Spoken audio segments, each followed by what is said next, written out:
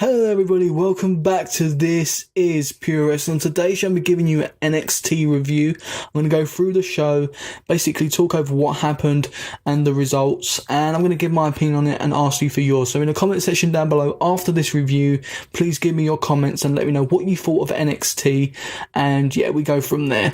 But basically I wanted to say thank you again to everybody that's supporting this channel and supporting my last few videos. If you haven't already checked them out, there'll be links in the description and annotations at the end of the video on my thumbnail.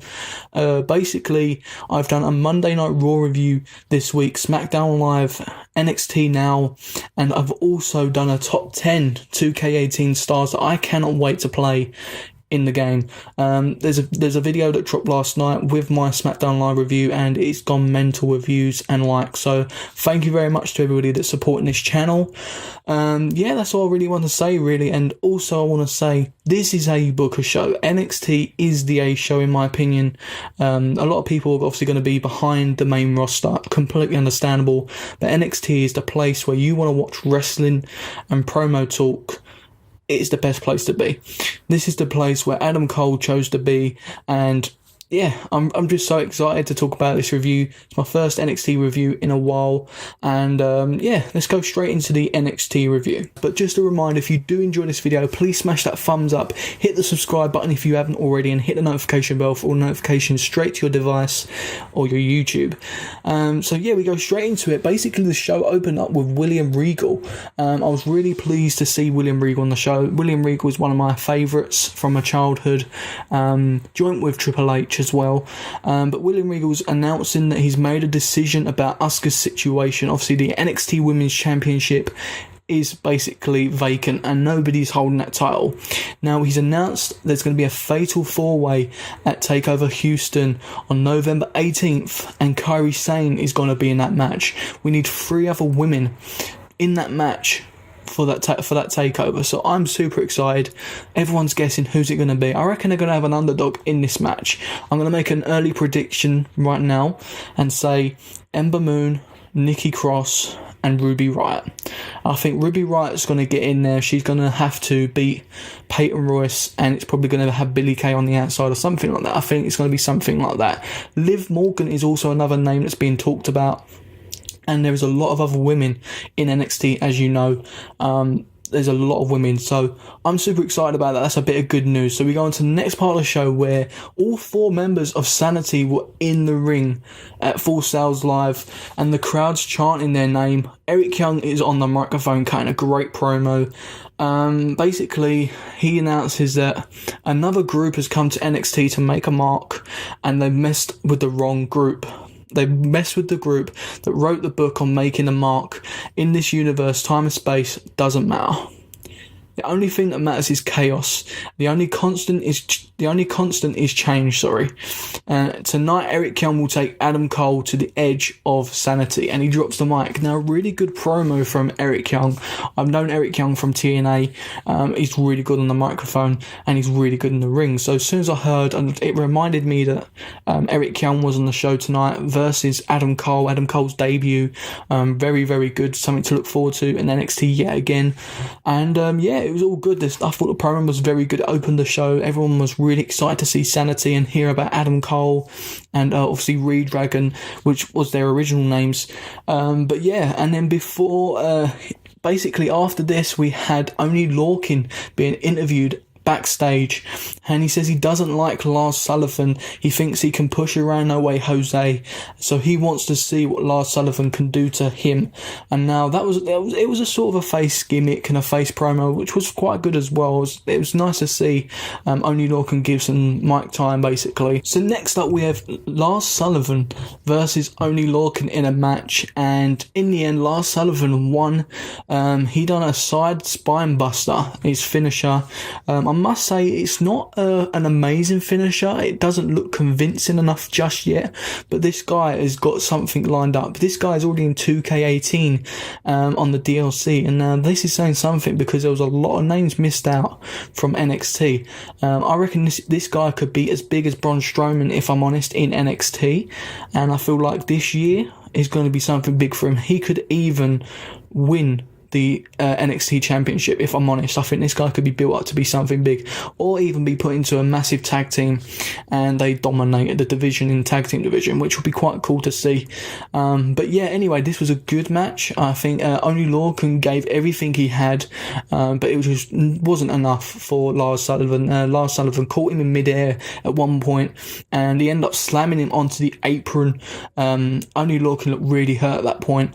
There was a bit as well where Only Lorcan was slapping Lars Sullivan and chopping him, and it was just nasty. He was just running him, trying to chop him, running him, trying to slap him. He'd done it to the third time, and Only Lorcan, Lars Sullivan just clotheslined Only Lorcan, completely took him out, done the finish, and it was 1, 2, 3.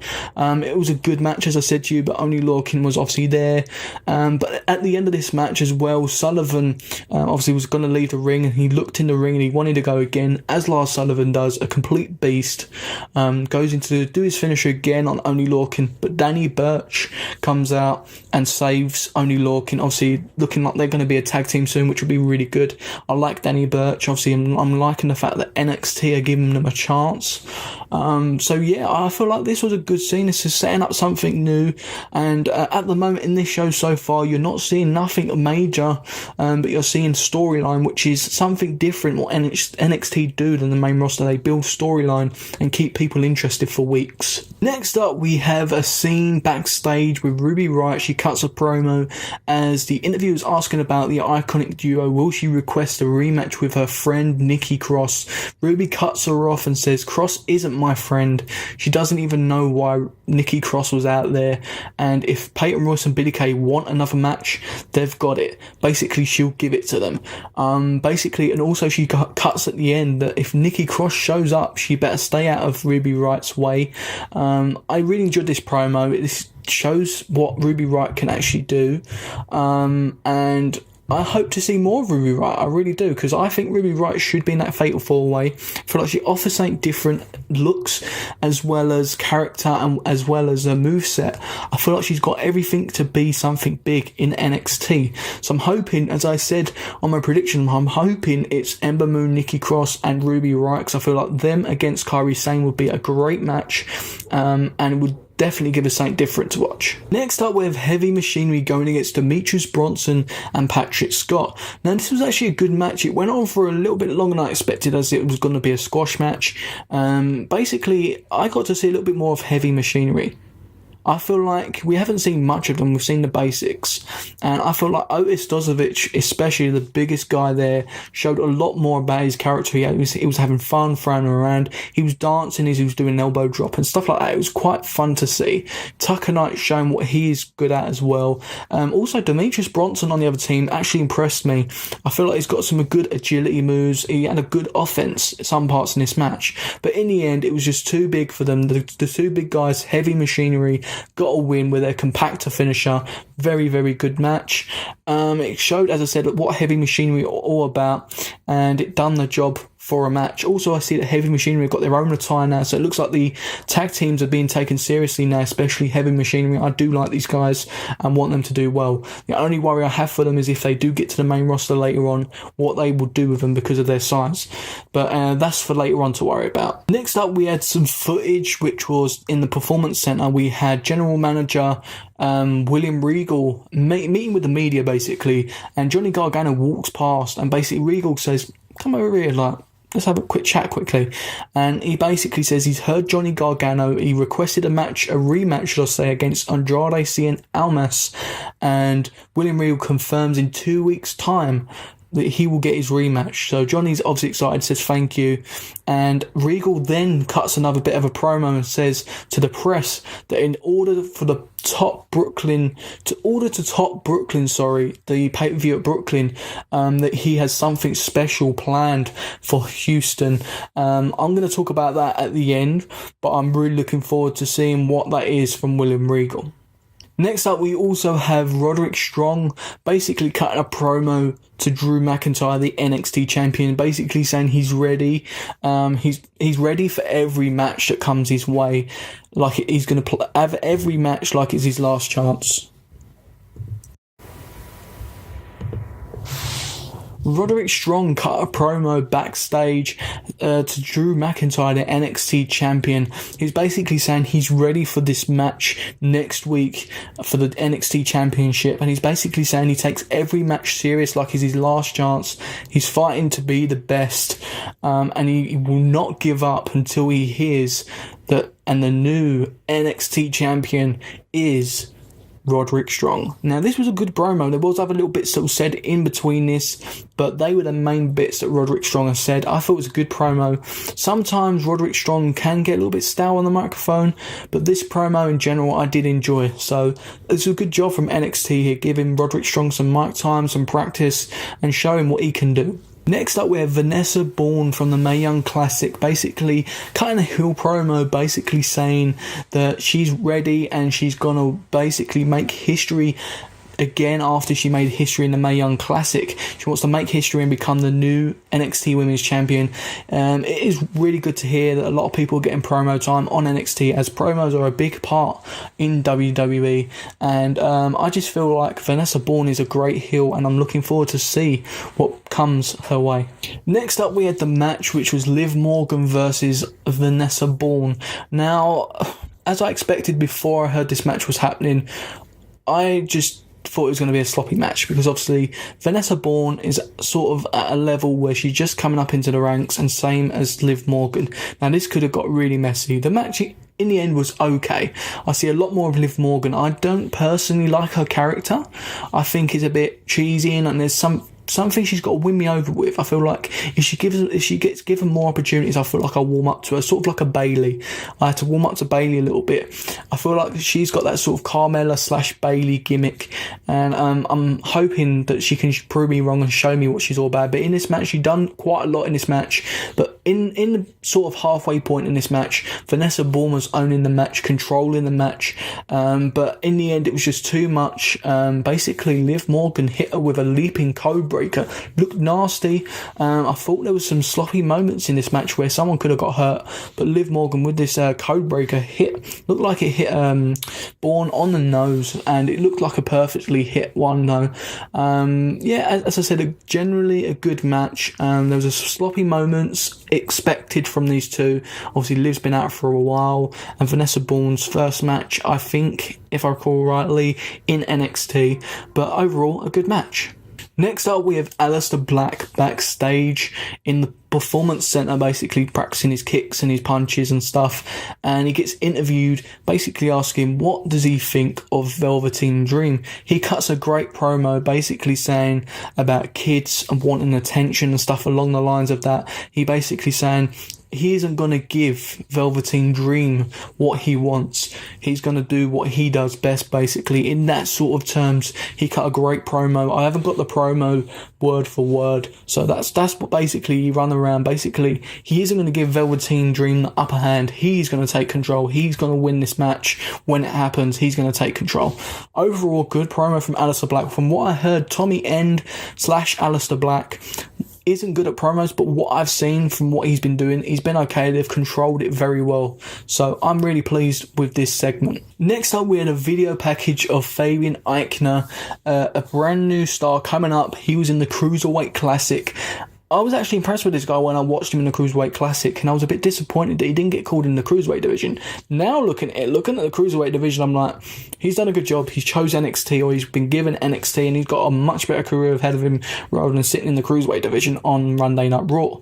But yeah, it basically reminded us, this video package, he was in the Cruiserweight Classic, and he basically an announce team plays up that he's a big Italian, and yeah, it gets us excited and knowing a little bit more about Fabian, and he comes out, and the next match is Cassius Ohno going against Fabian Eichner.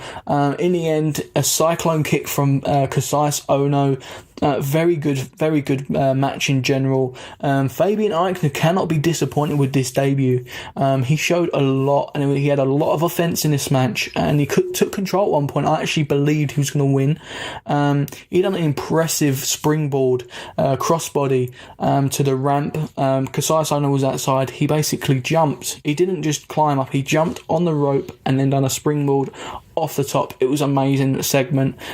He basically took control, as I said, in this match, showing off some of his power as well. He showed a lot in this match, and there was some parts where he done a double springboard moonsault and he missed it. He showed some knees and elbows basically in this match as well, but Kasius Ohno was really strong in this match and turned it around and got a really good victory with a cyclone kick. Me, myself, a prediction here: Kasius Ohno will be your new mid-card champion very soon.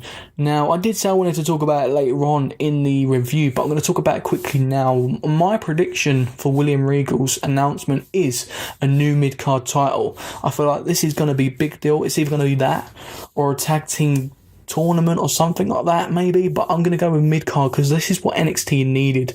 Now, I'm going to do a personal video later on in the coming weeks. I'm going to do a video for my idea, which I'm thinking it's going to happen, which is a mid-card title. I'm going to talk about it a lot more later, but that's what I think it's going to be, and I think Kasius Ohno personally will be the first one to win that title. Next up, we have a backstage interview with the man himself, the NXT champion Drew McIntyre. Now, I feel like this NXT's done well because you've had 2 backstage interviews ready for next week's match. It's keeping you eager and wanting to know what both men have got to offer. I feel like this program was good. Drew McIntyre basically goes over and says anyone who wants a shot, all they have to do is ask. Roderick Strong asked. He stood up. He was the first one who done it. So he's got his opportunity. And when they stared each other down and Undisputed attacked, Roddy looked out for himself, and Drew understands that. He also says that Strong is a great competitor who could be the NXT champion if he didn't live in McIntyre's time. So this was a good promo. It's also been confirmed that Adam Cole, Bobby Fish and Kyle O'Reilly are now called Undisputed and not Redragon. Obviously copyright, I'm guessing, and they wanted to do something new, which is all fine by me. Undisputed does sound very cool as well. So a very good promo yet again. And we go on to a video package of Kairi Sane claiming her Mae Young Classic trophy. Very good video to see, a video package reminding us of what Kairi Sane did in the Mae Young Classic. And it sort of pumps us up ready for this fatal 4-way. I think they're going to keep on doing this, getting us excited to see Kairi Sane, and I'm all good for that. Before the main event, which was Adam Cole versus Eric Young, we had Adam Cole enter with Kyle O'Reilly and Bobby Fish. Undisputed came out. Basically, Adam Cole grabs a microphone and says he don't know how this place has survived before they got here, and he was talking about Bobby Fish and Kyle O'Reilly, and also he says about before he got here. He said he can feel something different in the air. O'Reilly and Fish basically feel it too. It's called change, and it's a shock to the system. They are untouchable, unstoppable, undisputed, and this is their era. Now, this is apparently called the Undisputed Era. I'm really enjoying this. Adam Cole, as per usual, cutting a great promo, showing what it is like to be one of the top guy in NXT already. And yeah, next he has his debut match against Eric Young. In this match, it was a very entertaining match. The crowd seemed like don't know where to go with this, but when Adam Cole come out, everyone chanted, Adam Cole, baby, and it was really good. But then when SAniTY came out, everyone was cheering SAniTY as well. This seems like a mixed feud. It seems like it's good. And the one thing I see good is you're going to get your matches with Adam Cole versus Eric Young, but you're also going to see Kyle O'Reilly maybe go against Killian Dane or Alexander Wolf, and then vice versa with Bobby Fish. It is going to be a good feud. But I'm going to do another video another time talking about how I would book Undisputed as a tag team. I'm going to do that video, and I'm going to put that up probably next week for you guys. So something to look forward to if you're actually excited for Undisputed the tag team. I'll let you guys know when it's going to be uploaded next week sometime, probably around Friday. I'll upload it. But yeah, as I said, this match was good. You had a lot of outside interaction. Basically, it seemed like Nikki Cross was being crazy as per usual. You had Alexander Wolf and Killian Dane watching over Eric Young because it looked like Bobby Fish and Kyle O'Reilly were going to get involved.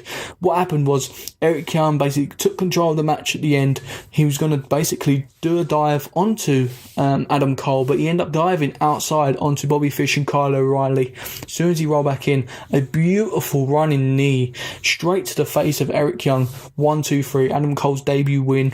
Great win.